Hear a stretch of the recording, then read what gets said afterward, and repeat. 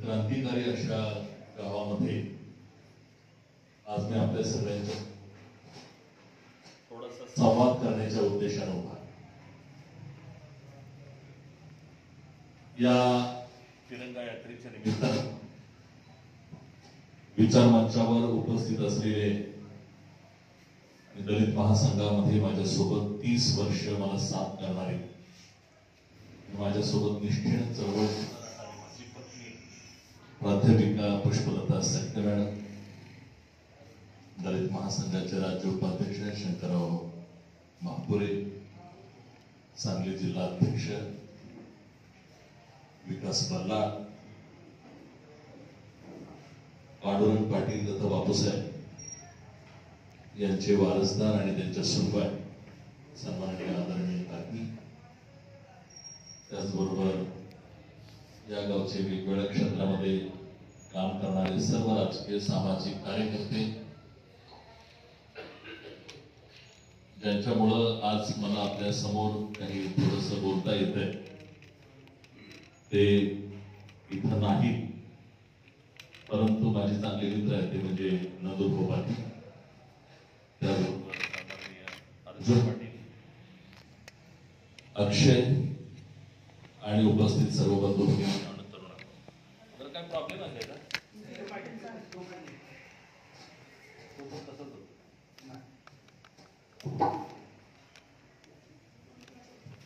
Hello, चांगला mic तुम्ही मागे ठेवलेला आणि चांगला माईक किंवा चांगली कुठली गोष्ट मागे ठेवायची आणि स्वातंत्र्यानंतर हेच चालले. चांगली जेवढी माणसं आहेत ती सगळी मागे पडली, बिन चालणारी सगळी अर्धेची आहे.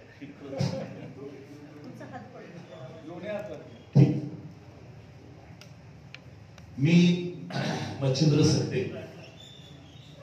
मी काय फार लांबचा नाहीये, मी आपल्या सांगली जिल्ह्यातला आहे. विट्याजवळ ढवळेश्वर हे माझं गाव आणि कदाचित जाणकारांना माहित असेल की ढवळेश्वर हे यशवंतराव चव्हाणांचं गाव आहे. देवराष्ट्र हे त्यांचं आजोळ किंवा जन्मगाव, पण त्यांचं गाव ढवळेश्वर आणि माझं गाव आणि यशवंतराव चव्हाण साहेबांचं गाव एकच.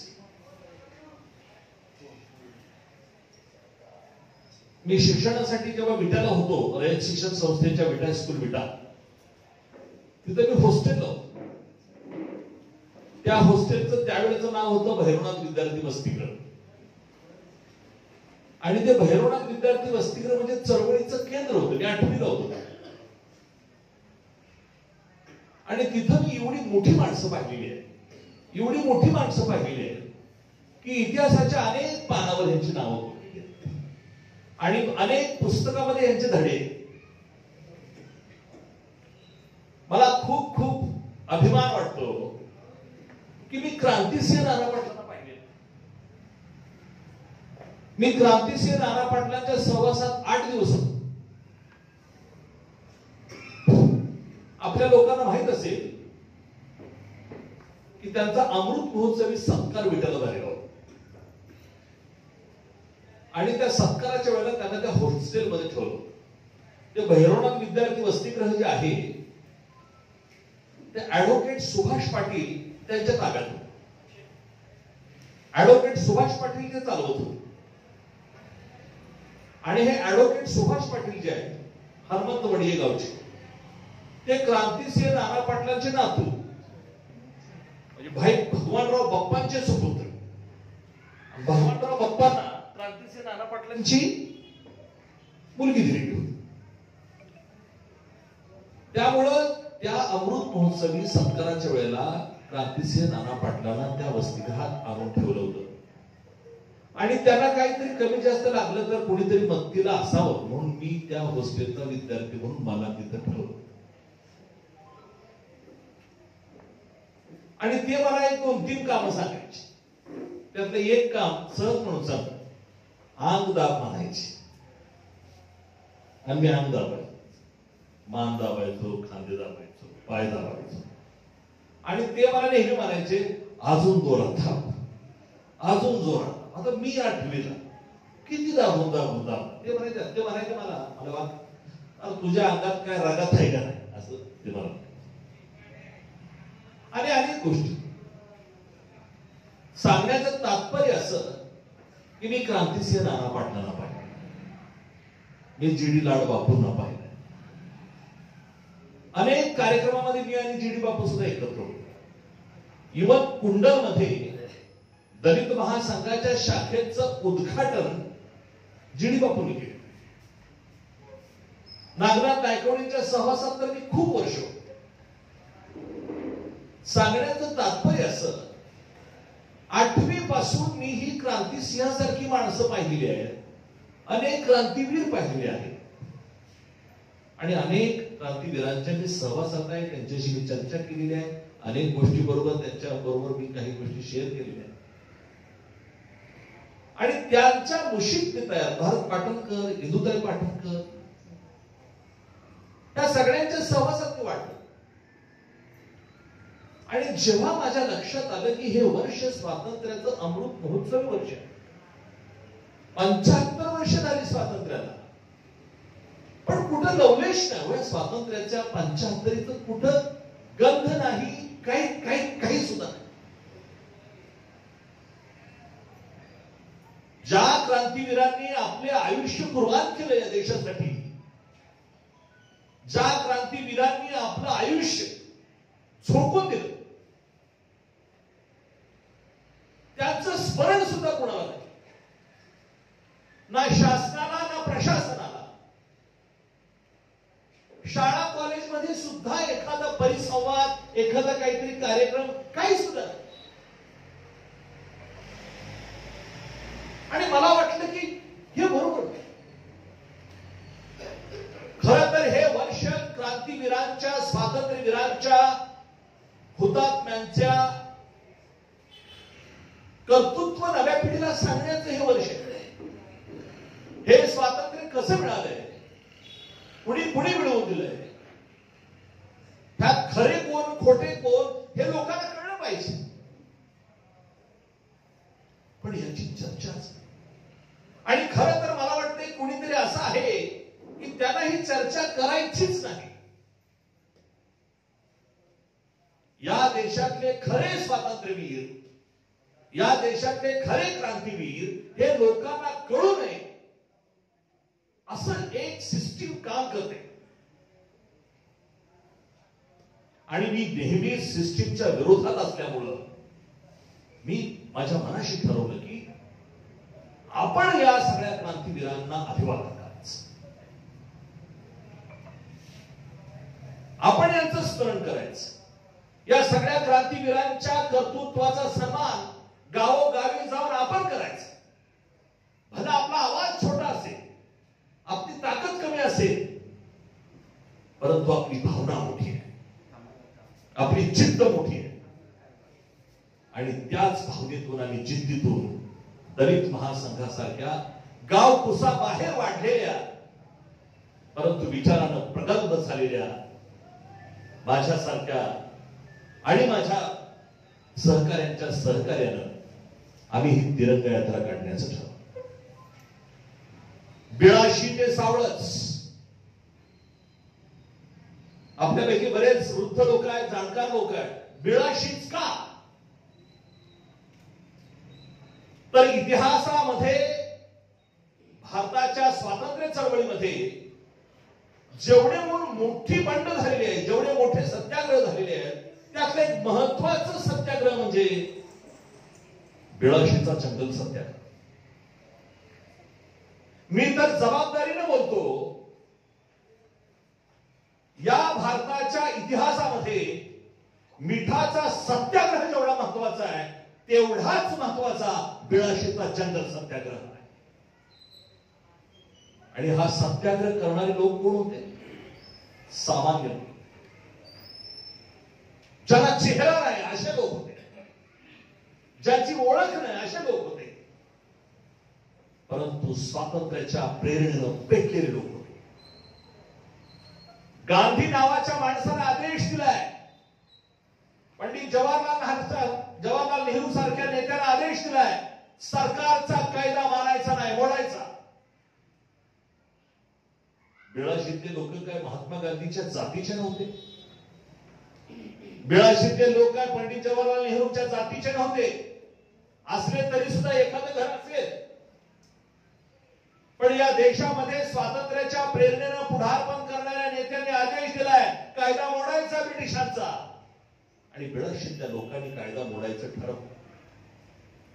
बिळाशीच्या शेजारी असलेल्या अस्वलदारा म्हणून आहे की जो मी पाहिला, त्या अस्वलदाऱ्यातून एक सागवानाचा सोट त्यांनी तोडला. वाजत गाजत तो सोट त्यांनी बिळाशीमध्ये नेला.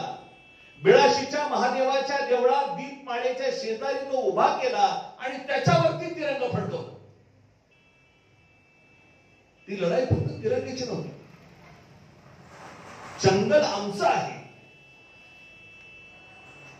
आणि आमच्या गावात आम्हीच सरकार आहे. या भूमिकेतून जेव्हा ब्रिटिशांनी कायदा केला होता की जंगल जे आहे ते सरकारचं, लोकांनी नाकारलं. ते जंगल आमचं, आमच्या गावातलं जंगल आहे, आमचं आहे. तुम्ही कायदा करताय ना, आम्ही मोडणार असं म्हणून त्यांनी तो जंगलातला सागवानाचा सोट तोडला, गावात आणला, वाजत गाजत आणि त्याच्यावरती केलं. ब्रिटिशांना खबर कळाली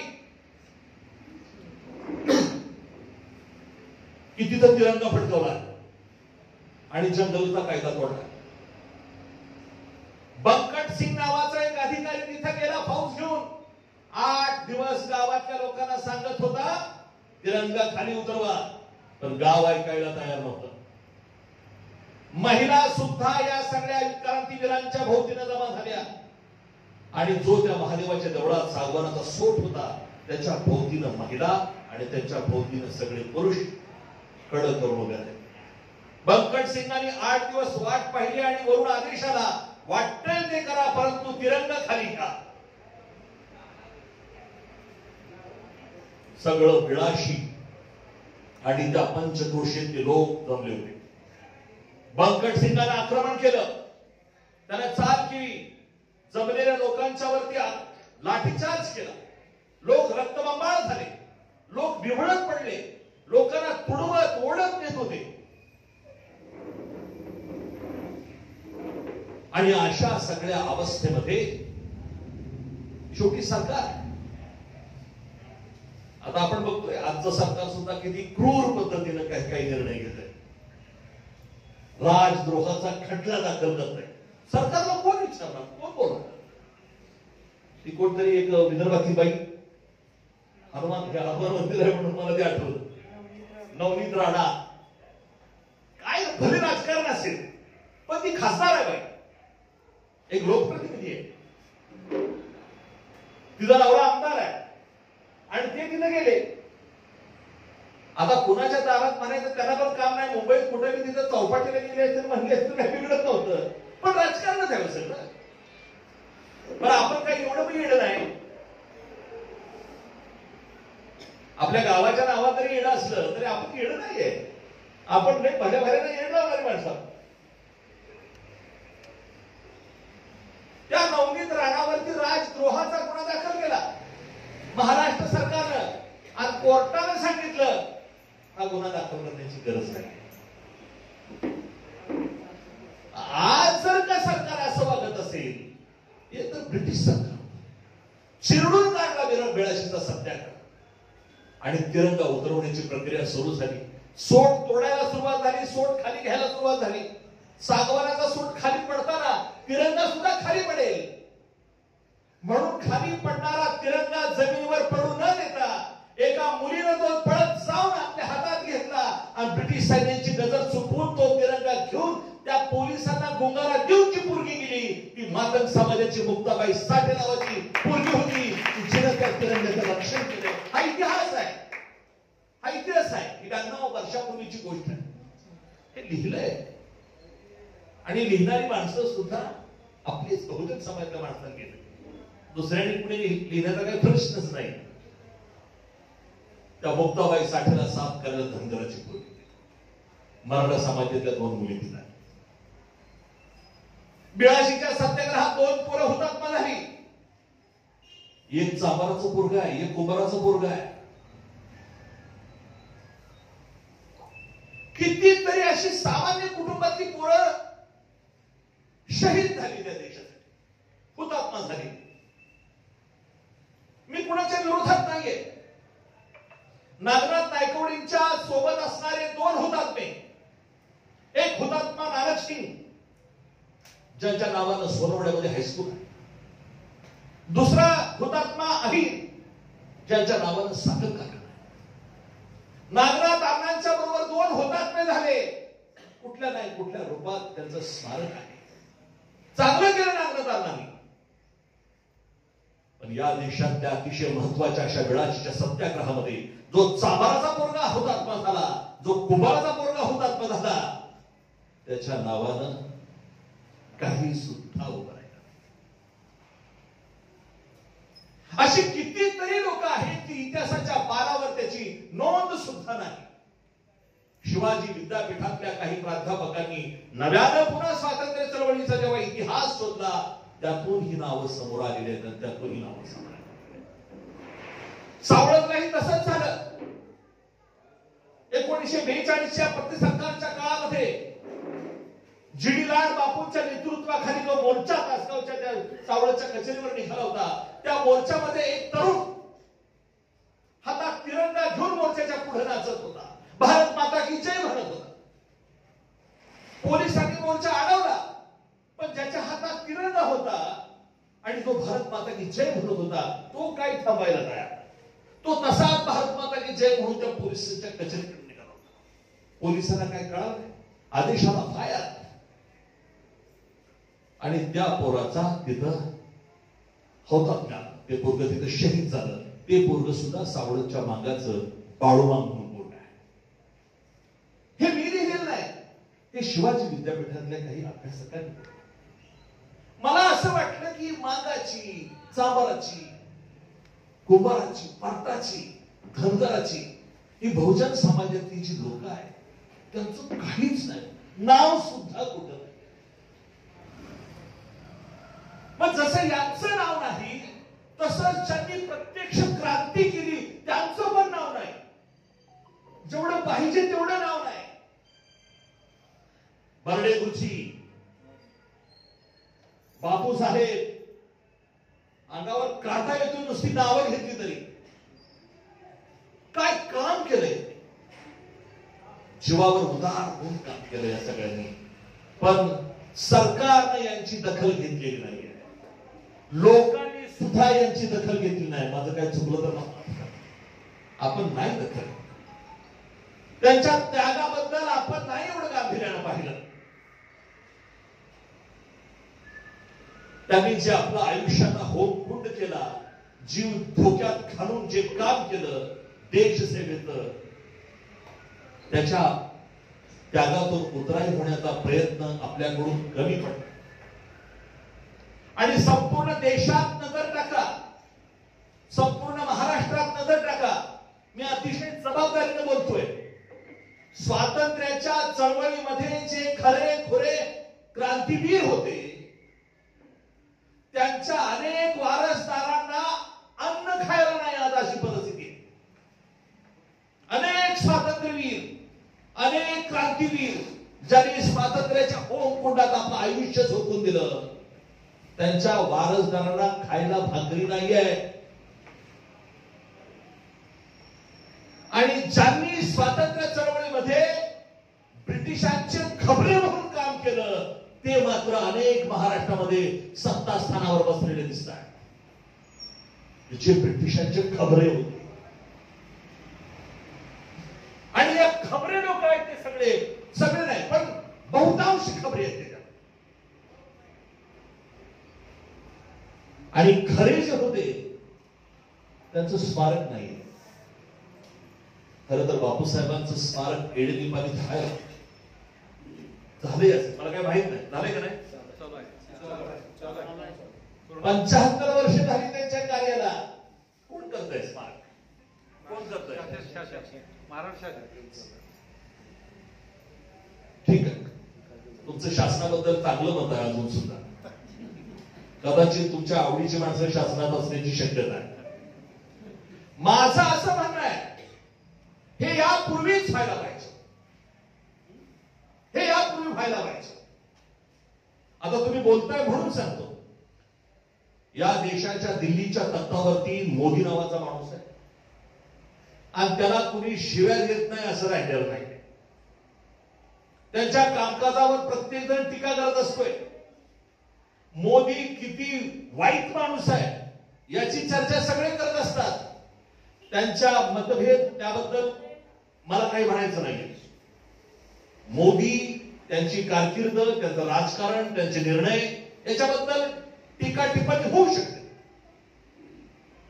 परंतु एक गोष्ट तुम्हाला मान्य करावी लागेल, नरेंद्र मोदी पंतप्रधान झाल्यानंतर दिल्ली गेटच्या शेजारी जे इंडिया गेट आहे दिल्लीमध्ये, त्या इंडिया गेटच्या शेजारी भारतातलंच नाही तर जगातलं एक उत्कृष्ट असं क्रांतीवीरांचं स्मारक नरेंद्र मोदीच्या कारकिर्दीत तयार झालेलं आहे. 1 लाख क्रांतीवीरांची नावं त्याच्यावरती कोरलेली आहेत. 1 लाख, जे नेहरूच्या काळात होऊ शकलं नाही, जे इंदिरा गांधींच्या काळात होऊ शकलेलं नाही, जे राजीव गांधींच्या काळात होऊ शकलं नाही, जे काय ते आपले पंजाबचे मनमोहन सिंग 10 वर्ष होते त्यांच्या काळात होऊ शकलेलं नाही. या माणसाला मी बघितले, अतिशय देखणं.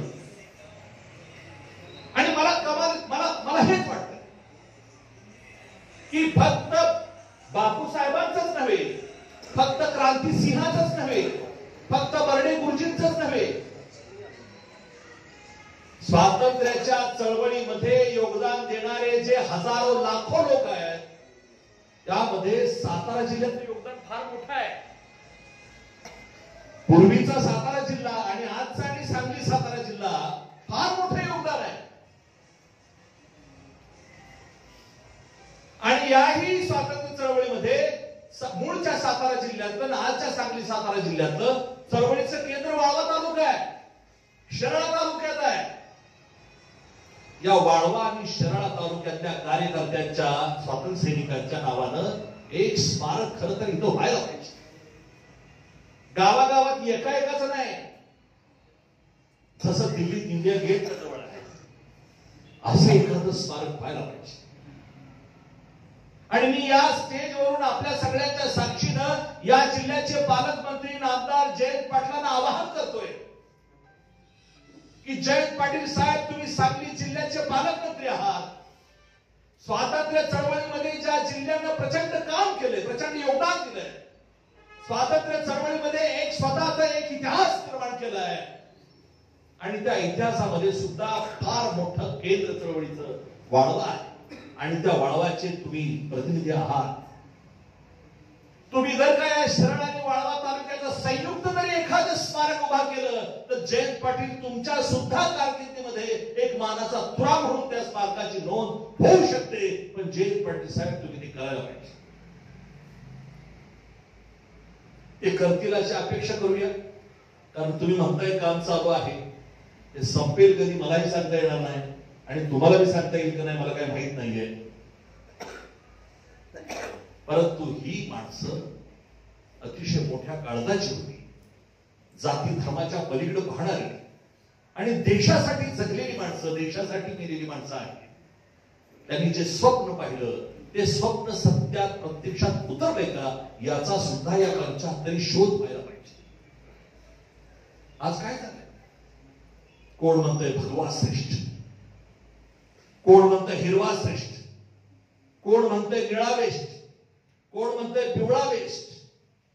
रंगारंगाची ही भांडणं बघितली, धर्माधर्मातली ही भांडणं बघितली की मला वाटतंय की कुठल्याही या झेंड्यापेक्षा ज्यांचे ज्यांचे झेंडे आहेत त्यांच्याबद्दल आदर ठेवून मी म्हणेन की अरे तुमचा झेंडा पवित्र आहे, महत्वाचा आहे, ठीक आहे, पण तुमच्या सगळ्या रंगाच्या झेंड्यापेक्षा जर झेंडा कुठला पवित्र असेल तर तो या देशाचा तिरंगा आहे आणि त्या तिरंग्याबरोबर राहणं हेच आपल्या सगळ्यांचं आद्य कर्तव्य आहे. आणि हीच भावना आणि भूमिका घेऊन आम्ही ही तिरंगा यात्रा चालू केली. या तिरंगा यात्रेच्या प्रवासामध्ये हे माझं 24वावं गाव आहे. आणि मला जेवढा इतिहास माहित नव्हता तेवढा इतिहास मला आत्ता समजायला लागला. खूप गोष्टी मला समजायला लागल्या की जे कुठं पुस्तकात सुद्धा लिहिलेलं नाही अशा गोष्टी मला समजायला लागल्या. आणि मी ते लिहावं असा विचार करतोय, पण ते लिहिताना मला सुद्धा भीती वाटायला लागली. एवढा डेंजर इतिहास आहे आपला. खरा इतिहास आपल्या समोर येऊन दिलेला नाही, अजून येऊन दिला नाही. परंतु तरी सुद्धा आपल्याला पांडू मास्तर तथा बापूसाहेबांसारखी माणसं जी आहेत, मी सकाळी भारत पाटणकरांच्या बरोबर होतो.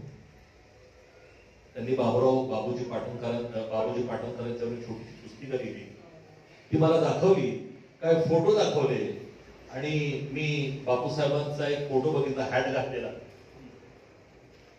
काय फोटो आणि काय रुबाब होता तो. आता तसले कपडे सुद्धा कोण घालणार नव्हते आणि कसले घालतायत ते पण कळलं जाते आणि कोणी असले फॅशन करते ते पण कळलं जाते. ती हॅट वगैरे कुठंतरी एक प्रतिसत्ता, खरोखर प्रतिसत्ता त्या काळामध्ये स्थापन केलं. या सगळ्या क्रांतिवीरांच्या कार्याला माझा सलाम आहे. चरणामध्ये गेलो होतो. चरणामध्ये बाबूराव चरणकर जे आहेत त्यांच्या सुरबाई स्टेजवर होते. बाबूराव चरणकर आपल्याला माहित असेल नाव, फार मोठं नाव आहे. प्रतिसरकारच्या काळामध्ये न्यायमंत्री होते. ते न्याय देण्याचं काम त्यांच्याकडे होतं. त्यांच्या सुरबाई स्टेजवर होत्या आणि या निपाणीच्या गावात बापूसाहेबांच्या सुनबाई इथं आहेत. माझ्या दृष्टीनं इथपर्यंत आलोय ती ही तिरंगा यात्रा का की तुमच्या उपस्थितीमुळं पूर्ण झाली. माझं पारणं फिटलं तुमच्या उपस्थितीनं असं मानणारा मी एक प्रकारचा कार्यक्रम आहे. खूप खूप तुम्हाला बघायला मिळालं, मला खूप आनंद झाला. आणि तुमच्या हाताला हात लागला तरी सुद्धा वीज जशी इकडून तिकडे वाहते तशी एक प्रेरणा तुमच्याकडून आमच्याकडे येत असते असं मानणारा मी एक छोटासा कार्यकर्ता आहे. आणि ही प्रेरणा आपण घेऊनच मीही आज इथून जातोय. आपण सगळ्यांनी आणि अर्जुन सर, आपण अक्षय वगैरे सगळ्या टीमनं जे आपण आमचं स्वागत केलं त्याबद्दल मी कौतुक करतो. इथं जे वाचनालय आहे ते वाचनालय खूप महत्वाचं आहे. कारण पुस्तक माणसाचं मस्तक बनवत असतात आणि म्हणून हे मस्तक नवं जर बनवायचं असेल, नव्या पिढीचं मस्तक घडवायचं असेल तर ते पुस्तकातूनच शक्य आहे. आणि तीही पुस्तकं जर का पांडू मास्तर अशा क्रांतिवीरांच्या वाचनालयात असतील तर आणखी मुलं क्रांतिकारी विचारानं पेटून उठतील आणि ती पेटली पाहिजेत. आज तर समाजात अशी परिस्थिती आहे की दुसऱ्या स्वातंत्र्यासाठी आपल्याला पुन्हा एकदा सत्याग्रह करावा लागेल अशी आजची परिस्थिती आहे. पण आपण सगळे सुस्त आणि मस्त आहोत आणि त्यामुळंच जे काय चाललंय ते जोरात चाललेलं आहे. एकूणच या सगळ्या प्रक्रियेमध्ये आपण सगळे सहभागी झाला. माझे सहकारी मित्र शंकर महापूर यांनी सांगितलं की सावळतला 27 तारखेला जो आम्ही या तिरंगा यात्रेचा समारोप करतोय त्यावेळेला सगळ्या क्रांतिवीरांचे वारसदार तिथे येणार आहेत. अर्जुन सर, आपण सुद्धा काकीला जर आता आणलं तर बघा, आपण तिथं जर आपण आला, तुम्ही मला आतापर्यंत हार दिलेले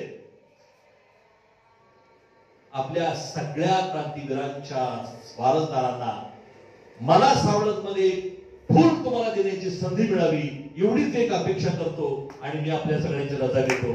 जय भारत, जय भारत, जय भारत. धन्यवाद सर. यानंतर आजच्या कार्यक्रमाचे आभार माननीय अक्षय